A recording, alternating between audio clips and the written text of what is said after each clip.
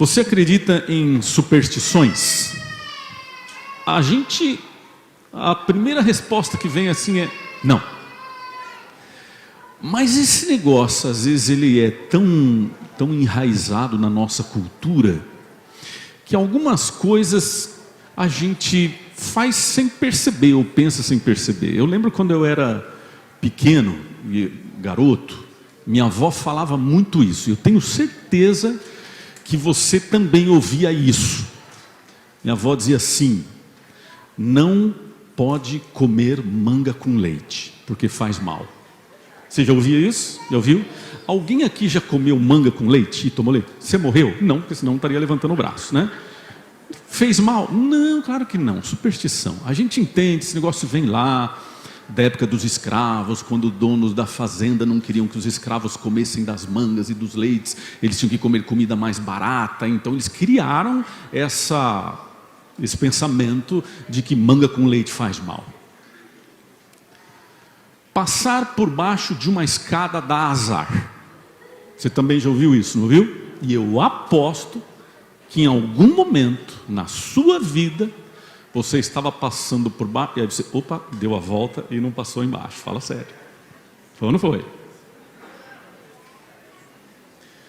Você também já deve ter ouvido aquele pensamento de que você fazer uma careta quando bate o vento, seu rosto fica torto. Lembra disso? Eu ouvi essas coisas, gente.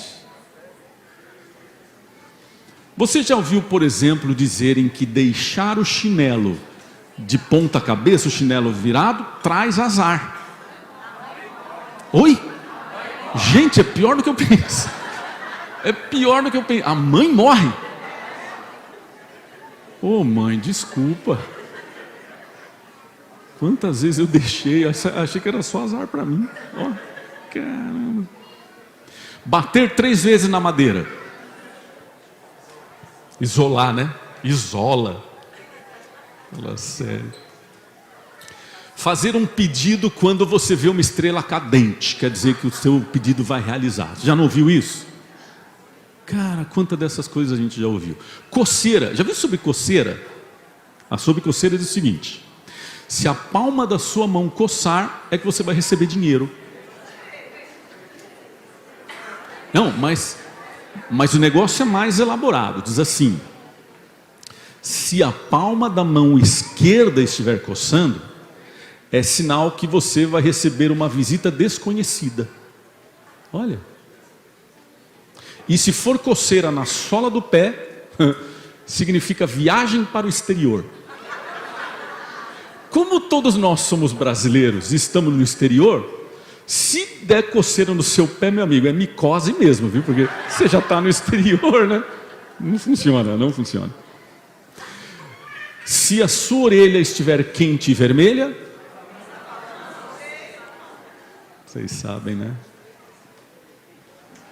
Se você encontrar um gato preto cruzando a rua, se você quebrar um espelho, guarda-chuva aberto dentro da casa, não faz isso, não pode. Um guarda-chuva aberto dentro da casa é sinal de infortúnios. Aranhas, grilos e lagartixas. Eu não sei se você sabia, mas matar uma aranha pode causar infelicidade no amor. Se é solteiro, tá aí. Descobriu por quê. Descobriu por quê.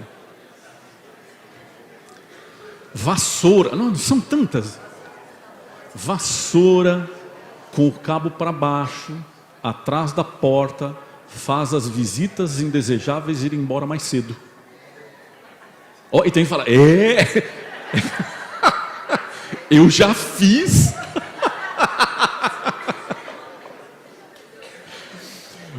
Olha só, varrer a casa à noite expulsa a tranquilidade. E o sono também, né? Porque você vai estar varrendo a casa à noite, deve estar dormindo. Conta uma história que um homem era muito supersticioso, muito supersticioso, muito supersticioso. Ele estava conversando com um amigo dele. Ele diz assim: cara, eu sou muito supersticioso, muito. Eu nasci no dia 5 de maio, às 5 da manhã. No meu aniversário de 55 anos, eu fui na loteria e apostei no número 555 e ganhei 5 milhões. Aí eu peguei o dinheiro, fui no jockey e apostei no cavalo número 5, no quinto páreo. Aí o amigo dele olhou para ele e falou: cara, nossa, então você ganhou mais dinheiro ainda. Eu falei: não ganhei nada. Mas como assim? Eu falei: que o cavalo chegou no quinto lugar.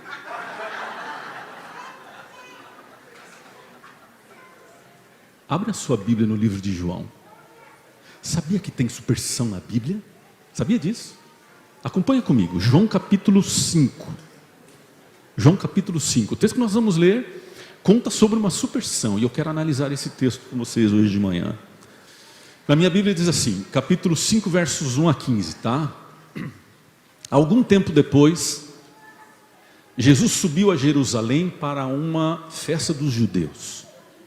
Há em Jerusalém, perto da porta das ovelhas, um tanque, que em aramaico é chamado Betesda. Tem 5 entradas em volta. Ali costumava ficar um grande número de pessoas doentes e inválidas, cegos, mancos e paralíticos. Eles esperavam um movimento das águas. De vez em quando, descia um anjo do Senhor e agitava as águas. O primeiro que entrasse no tanque, depois de agitadas as águas, era curado de qualquer doença que tivesse. Está percebendo? Verso 5. Um dos que estavam ali era um paralítico, fazia 38 anos. Quando ouviu deitado e soube que ele vivia naquele estado durante tanto tempo, Jesus lhe perguntou: você quer ser curado? Disse o paralítico: Senhor, não tenho ninguém que me ajude a entrar no tanque quando a água é agitada. Enquanto estou tentando entrar, outro chega antes de mim. Então Jesus lhe disse: levante-se, pegue a sua cama e ande. Imediatamente o homem foi curado. Pegou a maca e começou a andar. Isso aconteceu num sábado. E por essa razão os judeus disseram ao homem que havia sido curado: hoje é sábado, não é permitido a você carregar a maca. Mas ele respondeu: o homem que me curou me disse: pegue a sua maca e anda. Então lhe perguntaram: quem é esse homem que mandou você pegar a maca e andar? Verso 13. O homem que fora curado não tinha ideia de quem ele era, pois Jesus havia desaparecido no meio da multidão. Mais tarde Jesus o encontrou no templo e lhe disse: olhe, você está curado, não volte a pecar, para que algo pior não aconteça a você. E o verso 15, o homem foi contar aos judeus que fora Jesus quem o tinha curado. O que me chama a atenção nesse texto é que quando você vai para João capítulo 21, 25, não precisa ler, mas você pode ver isso depois. Lá em João 21, 25, a Bíblia diz, João diz, de que se tudo o que Jesus tivesse feito enquanto ele esteve os 33 anos nesse mundo fosse escrito, relatado, os livros que resultariam não caberiam no mundo. De tantas coisas que Jesus fez, e não foi relatado, algumas coisas apenas foram relatadas na palavra de Deus. Não tem como aqui descrever 33 anos de vida de uma pessoa. E o que eu me pergunto é o seguinte: se tantas coisas aconteceram, por que é que esse texto está registrado? Se tantas outras coisas podiam estar aqui, por que especificamente esse está aqui? Há um motivo pelo qual ele está aqui, e a gente vai entender isso hoje nessa manhã.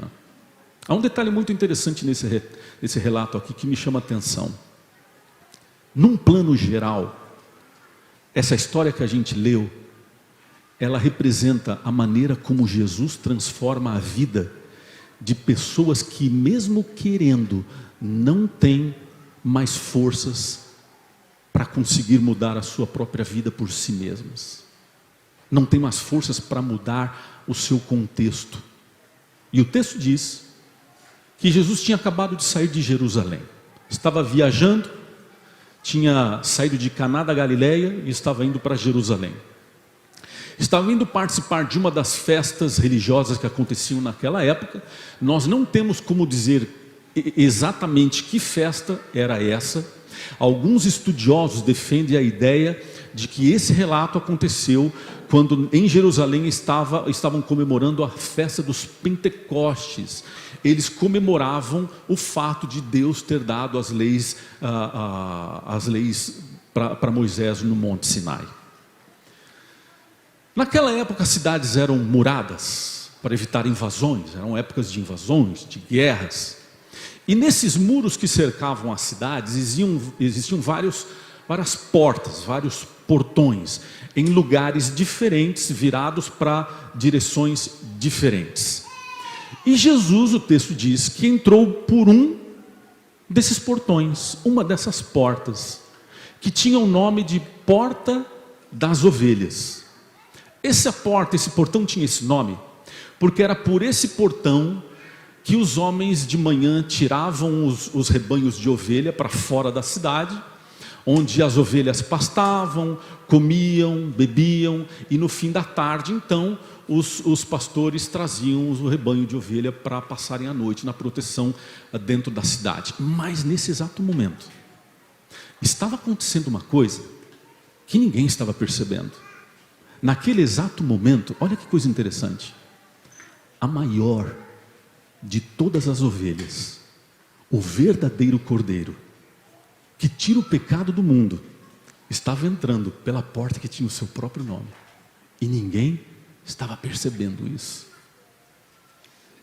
Havia nesse portão um tanque, eu imagino uma piscina, uma fonte de água, que era conhecida como tanque de Betesda, ou tanque de Betsaida, que quer dizer casa de misericórdia. E quando Jesus entrou ali nesse tanque, por esse portão, os seus olhos foram direcionados imediatamente para um homem em especial.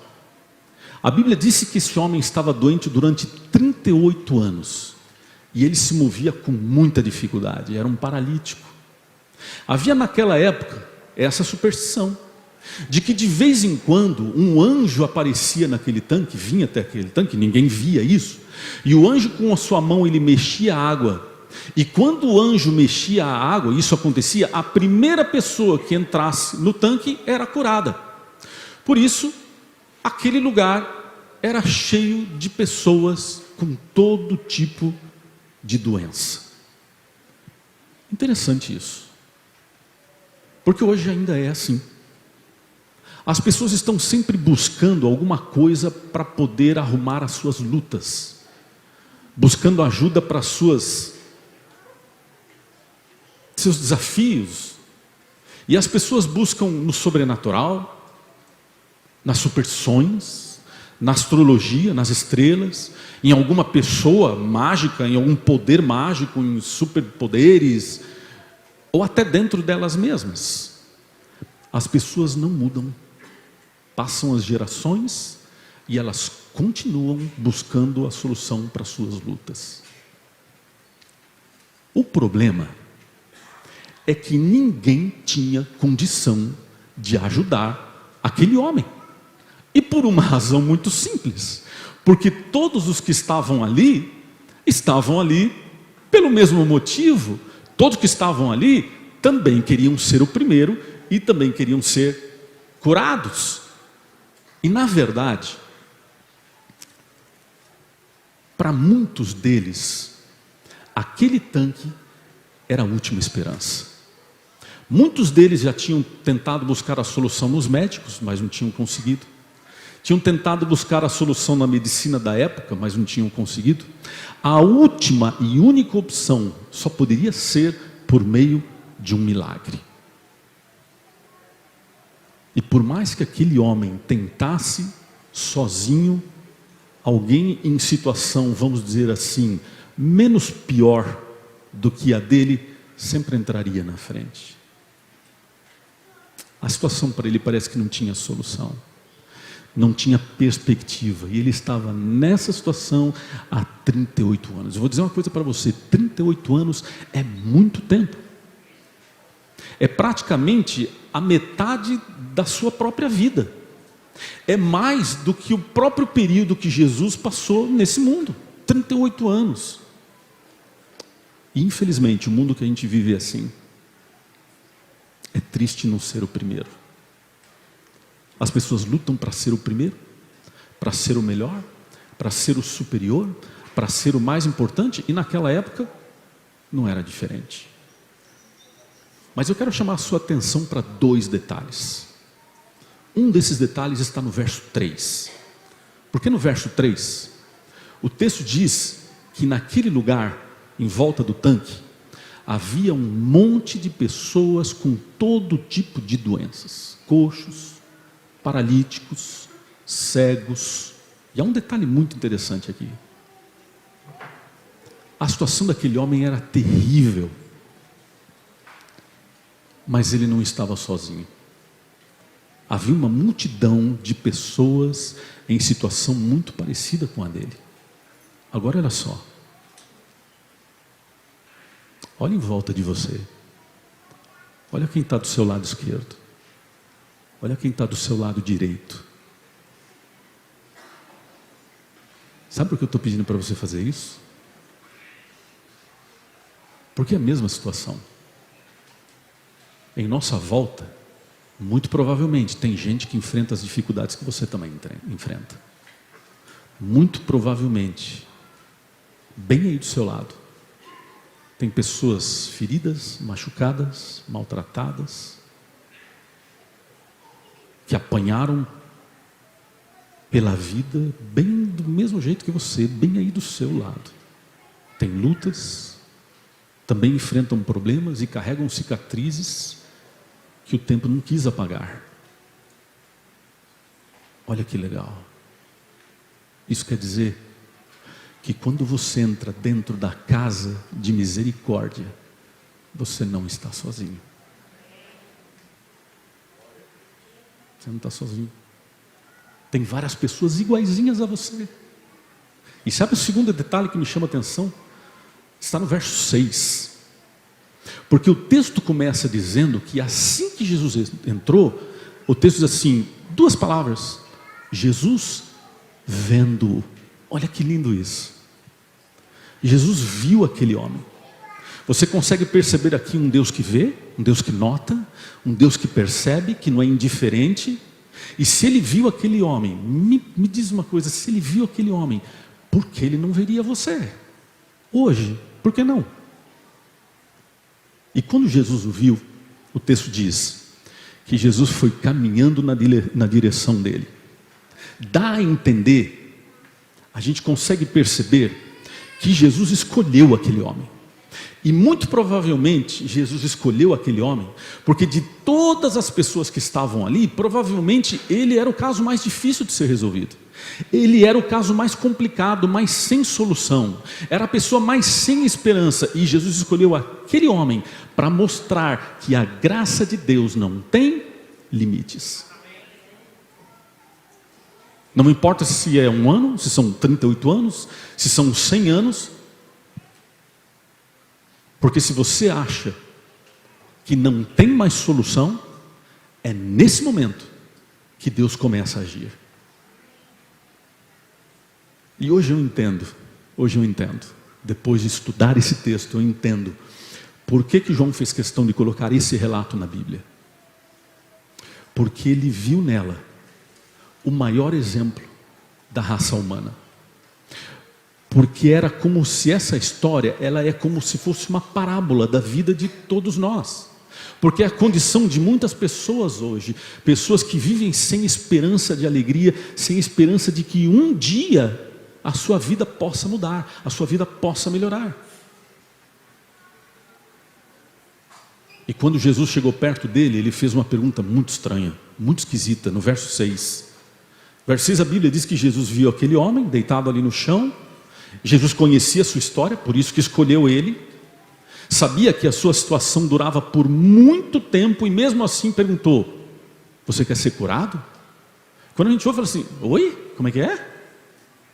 Você quer ser curado? Como assim?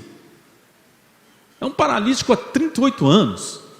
E Jesus ainda pergunta se queria ser curado? Às vezes a gente lê algumas coisas na Bíblia e fala assim: eita, que é isso? É claro que ele queria ser curado. Quem não gostaria de ser curado? Se você estivesse na situação dela, qualquer pessoa queria ser curado. Mas então por que Jesus estava fazendo essa pergunta tão óbvia? Aí que está o ponto. Porque era muito provável que depois de 38 anos, naquela mesma condição, sempre tendo que depender dos outros para fazer qualquer coisa, ele tenha perdido a fé em si mesmo. Ele tinha perdido a esperança de ser curado. Ele tinha perdido o sonho, o que impulsiona, o que move a gente. Na verdade, essa não era uma pergunta qualquer, não era uma pergunta sem importância. Porque eu percebo aqui, Jesus, através dessa pergunta, conduzindo esse paralítico para o centro do problema. E o problema desse homem não era somente um problema físico. E aí que está a questão. Porque para ter a solução, a gente precisa saber qual é o problema. Para ter a resposta, a gente precisa entender o que é o problema. Diz uma ilustração que um professor, sempre quando ele ia começar uma nova classe com uma nova turma, ele sempre fazia isso. Ele ia até a lousa, escrevia o número 2 e o número 4 e dizia assim: me deem a solução, me deem a resposta. E aí um aluno ficava olhando para o outro e falou assim: como assim? O número 2 e o número 4? O que é para fazer? Vamos lá, vai, me dá a resposta. Aí um tentava arriscar, falou assim: eu acho que a resposta é 6, porque 4 mais 2 é 6, e o professor falou: não é. Bom, então eu acho que é 8, porque 2 vezes 4 é 8. Eu falei: não é.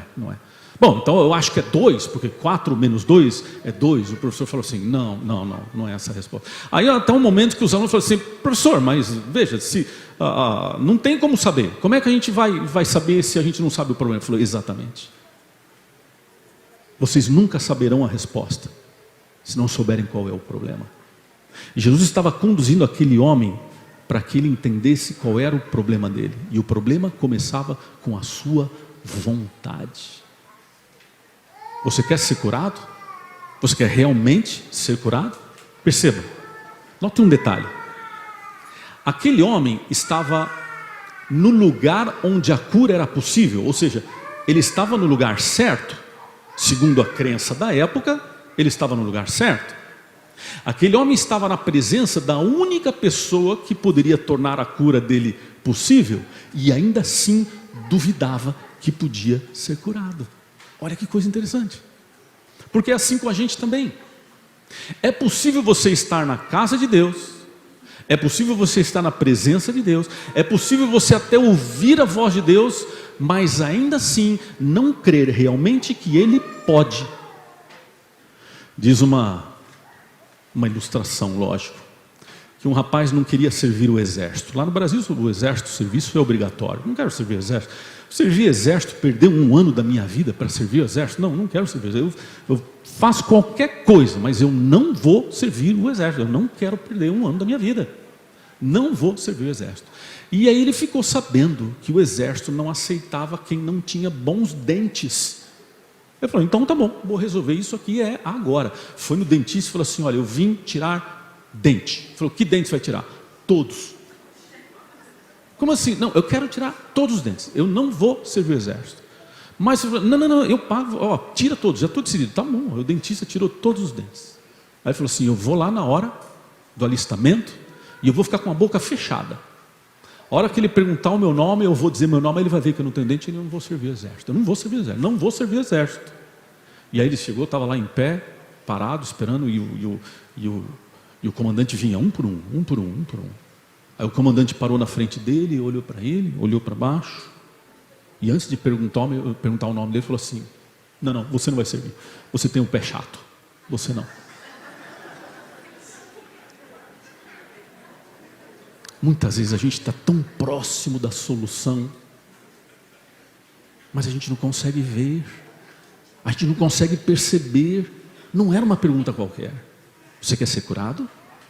Você acredita nisso? Você realmente crê que você pode ser curado? Mas muito pior do que a pergunta foi a resposta. A resposta dele no verso 7. Olha que coisa incrível. Ele diz assim: ninguém me ajuda. Quando é hora de entrar no tanque, quando a água mexe, aí vem outro e entra na minha frente. Tadinho de mim, não é? Tem pena de mim? Tem. Já viu como tem gente que tem pena de si mesmo? Que para de crer, que apaga a chama, o fogo, e essas pessoas, a frase que se mais ouve dessas pessoas assim: eu não consigo, eu não posso, eu nunca fiz, eu não sei como eu não acredito mais em mim mesmo, o que sobra é abraçar o vitimismo. Eu não posso, tadinho de mim. E aí, no pacote, sabe o que acontece em seguida? Começa a colocar a culpa nos outros, pela vida ser do jeito que é. Eu não me curo, porque quando a água mexe, ninguém me ajuda. E aí um outro entra na minha frente. Então, a culpa é dos outros que não me ajudam. É de quem entra na minha frente. Não é a culpa minha, a culpa é dos outros. Lembra da história? Ei, quem foi que comeu do fruto? Senhor, foi a mulher que o Senhor me deu. Então, a culpa não é minha. A culpa é da mulher e tua, porque foi o Senhor que deu ela, mas não minha. Já viu aquele pensamento? A culpa é minha, eu ponho quem eu quero. Aí a gente ouve assim: puxa, eu trabalhei tanto, eu trabalhei duro, mas ninguém reconheceu o meu esforço, então a culpa é de quem não reconhece o meu esforço. Eu até tiraria boas notas, mas o professor não vai com a minha cara, então a culpa é do professor, porque ele não vai com a minha cara. Eu sou chato, ninguém suporta ficar do meu lado. Então é culpa de quem não quer ficar do meu lado, não minha. Eu ouvi uma vez uma história de um rei. Um rei um dia estava andando no seu castelo, no seu reinado, e ele falou assim: vou visitar uma prisão, a prisão do nosso reinado. E foi visitar a prisão. E ali ia passando pelas celas. O primeiro da cela começava: não, me tira daqui, eu não sou culpado, eu sou inocente. Ele ia andando, o próximo dizia assim: me tirem daqui, eu sou inocente. Não é culpa. Todo mundo, eu sou inocente. E aí ele foi andando toda. Quando chegou na última cela, tinha um cara sentado lá no fundo, quieto, sem falar nada, a cabeça entre as mãos assim. E o rei achou aquilo estranho e chamou e falou: ei, você não vai dizer que você também é inocente? Você não vai dizer que você está aqui por erro de alguém, que você não merece estar aqui dentro? E o cara dentro da cela falou assim: seu rei, eu sou culpado, porque eu perdi minha cabeça e eu fiz algo que eu não devia. Perdi a cabeça, mas me arrependi, sou culpado, e eu tenho que assumir de forma madura as minhas consequências das ações que eu tive. Por isso eu estou aqui. E aí o rei achou tão estranho, e ele falou assim: por favor, tirem esse homem imediatamente da prisão antes que ele contamine todos os outros inocentes.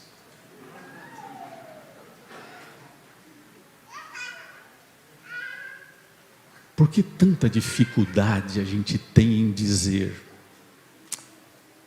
eu estava errado? Por que tanta dificuldade em dizer assim: eu sou responsável? Por que tanta dificuldade a gente tem em dizer assim: cara, desculpa, a culpa foi minha? Por quê? Culpamos os nossos pais, culpamos as circunstâncias, culpamos a vida, mas não nós mesmos. E eu já conversei com tanta gente, não levante a mão, mas você pode ser uma dessas pessoas. Eu já conversei com tanta gente que me dizia assim, que me disseram assim, tanta gente dizendo: eu nunca vi meu pai pedindo desculpas.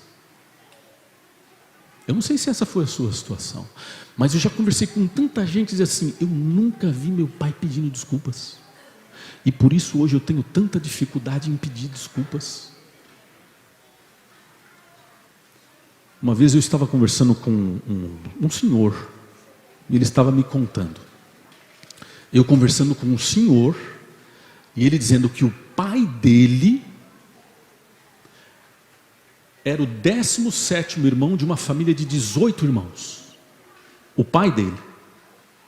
E ele contando que o pai do pai dele, ou seja, o avô dele, era um cara terrível. Eles perderam o pai do pai dele, o avô, perdeu a mulher quando eles tinham 4 anos de idade. Quando o pai dele tinha 4 anos de idade. E ele foi criado pelo pai.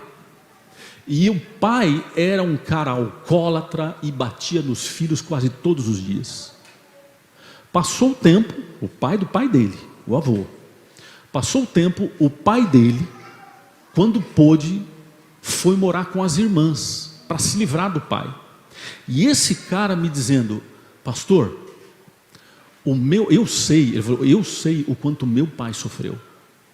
Eu sei as cicatrizes que o meu pai carrega por causa do pai dele.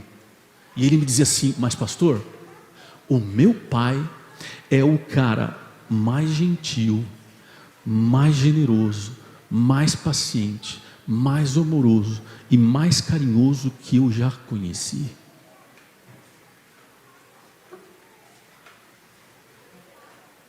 Ele falava assim: o meu pai é o maior exemplo de que a gente não precisa viver escravo do passado.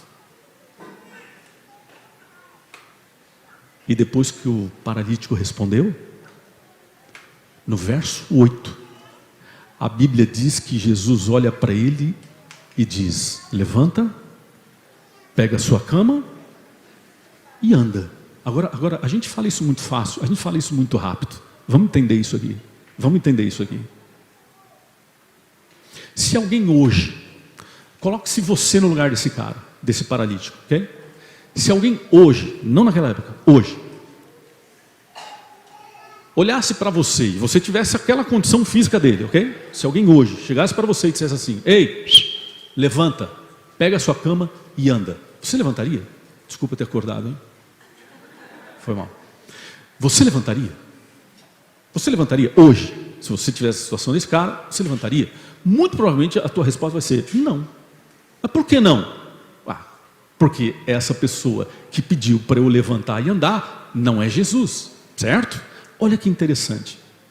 No verso 13, os judeus perguntaram quem tinha curado ele. E lembra a resposta que ele deu no 13? Ele disse assim: eu não sei quem é.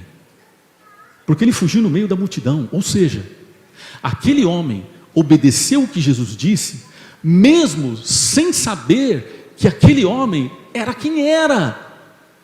De alguma forma, ele percebeu que aquele homem que disse a coisa mais maluca que alguém poderia dizer naquele lugar, para aquele tipo de gente, fosse Jesus.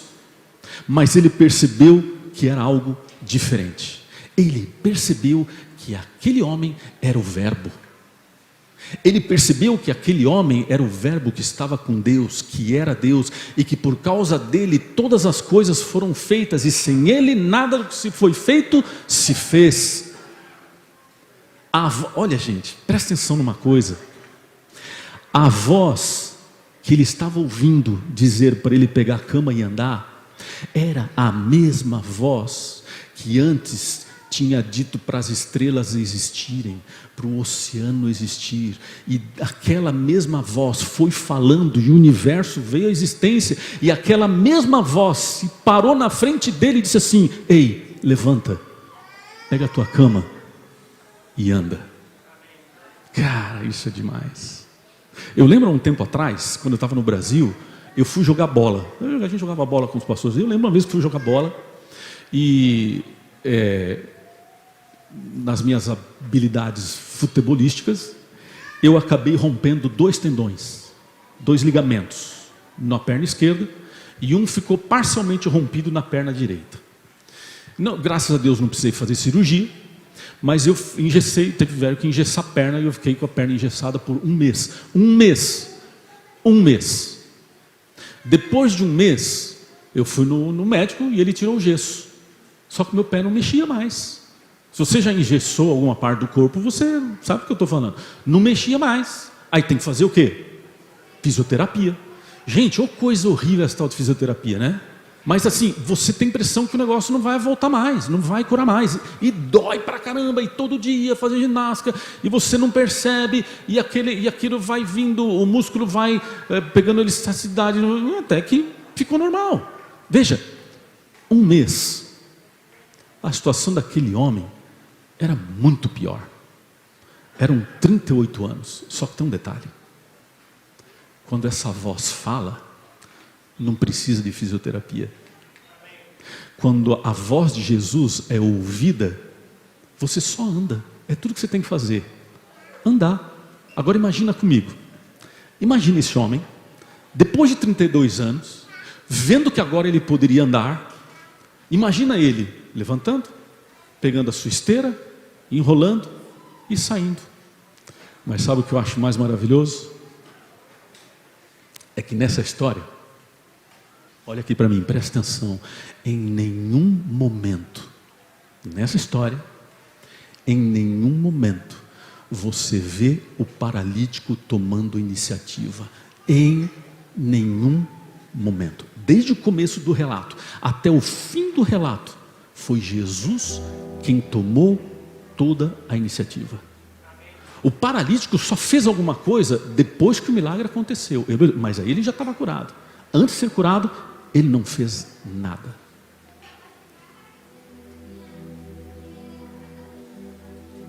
Porque se tratava de alguém que não tinha forças para poder mudar a sua própria vida. E sabe o que isso quer dizer? Isso quer dizer que existe chance para todo mundo. No verso 14, a Bíblia diz que mais tarde, depois que isso tudo aconteceu, Jesus encontrou esse ex-paralítico aonde?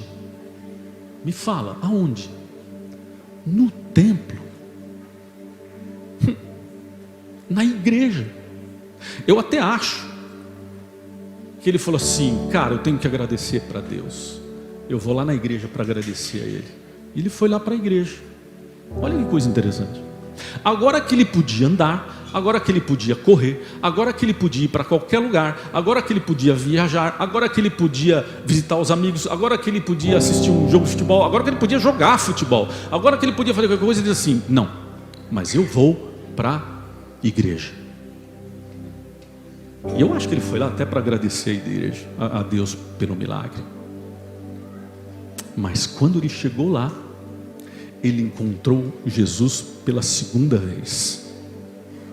E dessa vez, Jesus olhou para ele e disse assim: olha, cara, houve uma coisa aqui, presta atenção. Ei, presta atenção, olha aqui para mim, presta atenção. Você está curado, mas não volta a pecar.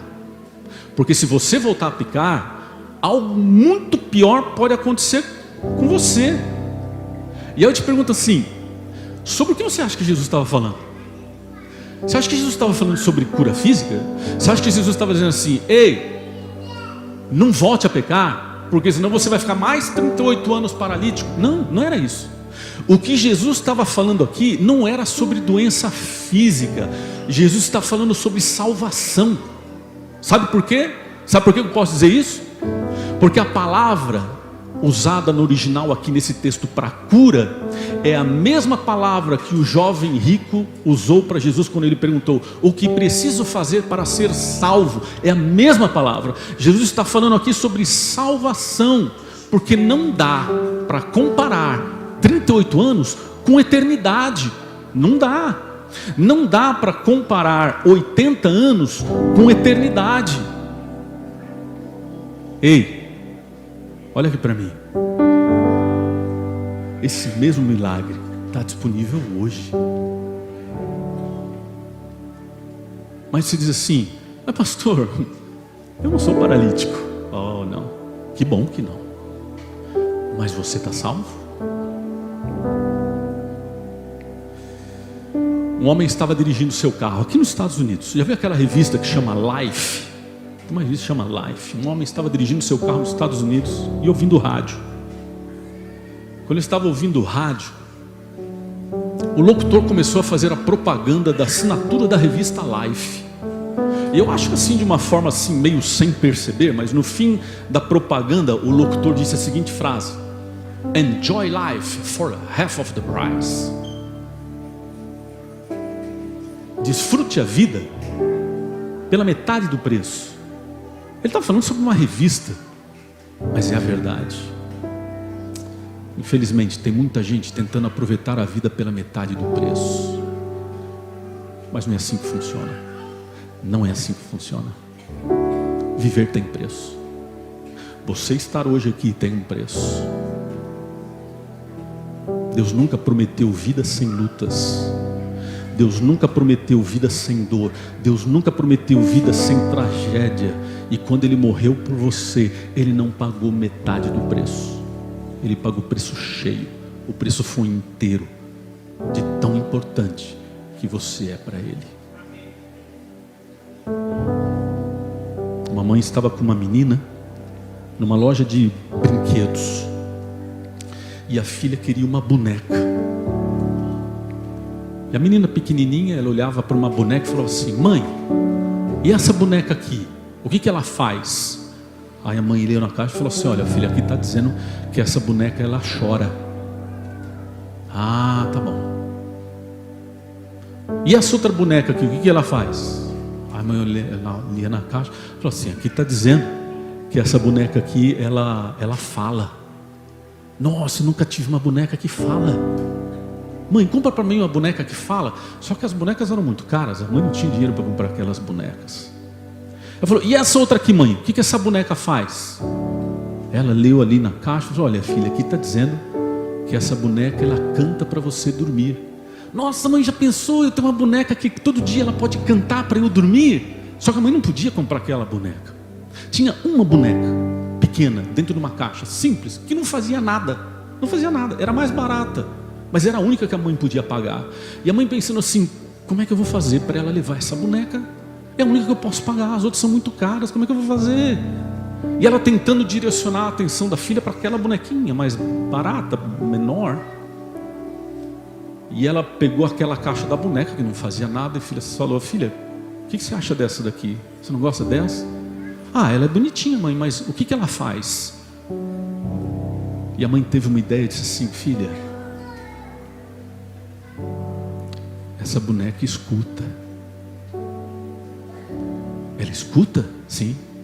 Essa boneca ela só faz uma coisa: ela ouve. Ah, então quer dizer que todas as vezes quando eu pegar ela, ela vai, filha, ela vai te ouvir para sempre. Para sempre ela me ouve? Sim. Então eu quero essa. Pode ser que não. Pode ser que não. Pode ser que você esteja aqui hoje num sábado muito tranquilo. Pode ser que a tua semana passada foi muito tranquila. Pode ser que hoje você esteja aqui numa boa, porque a nossa vida é feita de altos e baixos, não é assim? Mas pode ser que você esteja enfrentando algum problema que esteja tirando o teu sono. Esse problema pode ter acontecido nessa semana, ou pode ser alguma coisa que você tem carregado durante alguns meses. Pode ser que hoje você esteja aqui com os ombros pesados. Pode ser que você e alguém aqui pode estar aqui hoje, nessa manhã, à beira do desespero, porque não encontra a solução do problema. E eu não sei se você entende o valor desse momento agora, mas esse é o momento em que Deus te escuta. Deus te escuta em todo momento. Mas a questão é que desse momento agora, além de Deus te escutar como Ele te escuta em qualquer momento, a Bíblia conduziu você através da palavra a um momento em que o teu coração está preparado para falar. E isso muda toda a situação. E eu quero te perguntar uma coisa. Tem alguém aqui que precisa dizer alguma coisa e precisa que Deus te escute? Você está entendendo? esse momento é diferente. Deus te escuta sempre, mas agora o seu coração está preparado para falar o que talvez você não falaria em um outro momento, porque agora você entende qual é o valor da vida. Não é metade do preço. Você entende de que você precisa entender o problema para chegar na solução. Então aproveita esse momento. E eu digo para você, eu garanto para você, eu faço isso porque a Bíblia diz isso, por isso eu posso dizer isso para você: Deus vai ouvir você, não há dúvida sobre isso. Use esse momento para falar. Se tem algo que você queira falar para Ele, entregar nas mãos dEle, esse é o momento. Essa aqui é a tua casa de misericórdia. Aqui a gente vem encontrar o poço. Aqui não tem primeiro, quem entra primeiro, quem é melhor. Aqui o Senhor estende cura a todos. Quando a gente olha por fora, nós estamos bem, somos perfeitos, mas pode ser que alguns de nós estejam coxos por dentro. Aqui é a tua casa de misericórdia. Aqui não tem gente perfeita. Aqui todos precisamos de cura, todos precisamos da tua mão, e muitos de nós só veem solução se acontecer um milagre. Relacionamentos com marido, esposa, relacionamentos com os filhos. Aqui todos nós, quando olhamos para nós mesmos, não vemos chance de mudar a situação.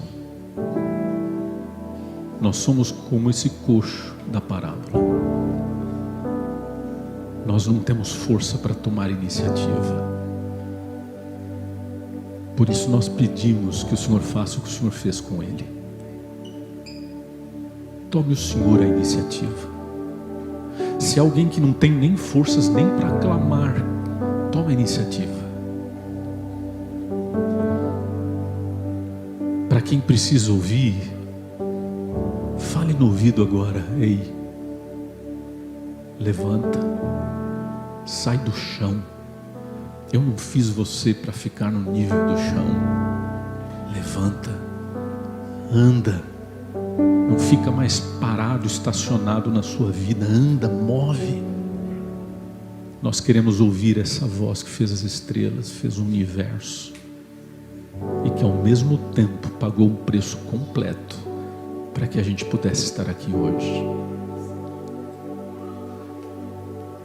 Não estamos falando só sobre cura física, estamos falando sobre salvação. É nessas horas que a gente consegue perceber um pouco de como vai ser o cheiro da grama do céu, porque nós temos um Deus que abraça.